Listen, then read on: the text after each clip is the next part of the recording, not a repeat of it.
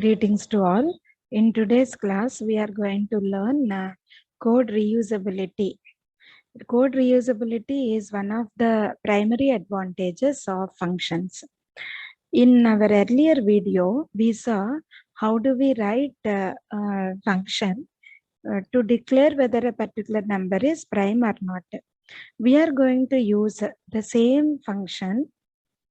However, to solve the problem of printing prime numbers in a particular range of numbers, suppose if I give range as 10 to 100, display all the prime numbers which are in the range 10 to 100. This is our problem. Problem is different, but we are going to use the same function which was written earlier, that is prime. How are we going to reuse the function known as is prime to solve this particular problem? We are going to see in this class. Here, let us try to look at the main function first. I declared I is iterative variable, and now if you observe, I declared two variables A and B. A indicates starting number of the range. B indicates ending number of the range.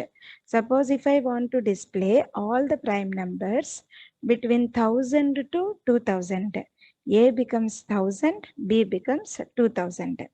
So the starting and ending range we want to we want to take from end user. We are scanning A and B values in line number 38.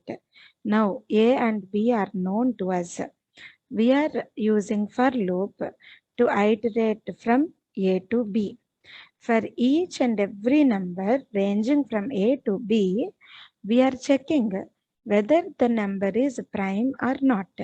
So we are sending I value as the input to the function known as is prime. Is 1000 prime number, 1001 prime number, 1002 prime number. So likewise, we are going to check for each and every value, and if it is a prime number, then we are going to display the same here in this printf statement. If it is not a prime number, we don't want to display that number. If you observe here, this if condition is going to be executed only if the condition gets evaluated to 1. If the condition gets evaluated to 0, if condition is not going to be executed. We wrote our is prime function in such a way that it is going to return one value whenever it is a prime, and it is going to return 0 value if it is not a prime. So this particular main function is used to display all the prime numbers which are present within this particular range A to B. And here we reused already existing code. This we explained already in the previous video. Is prime is a function which accepts n as the input and displays whether n is prime or not. It returns 1 if it is a prime, it returns 0 if it is not a prime.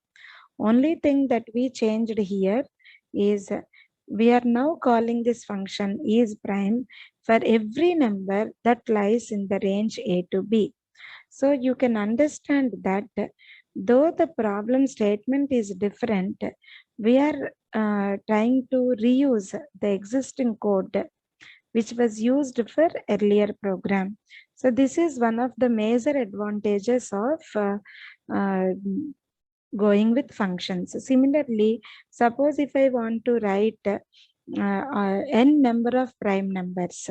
Here we don't want any range, but starting from 2, if I want to display 25 prime numbers, or if I want to display 50 prime numbers, even in that case, we can reuse the function known as is prime.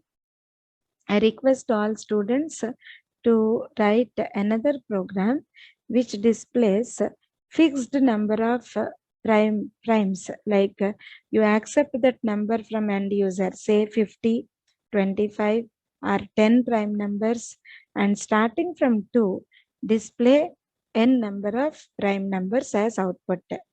So use the same function known as is prime to solve even that particular problem.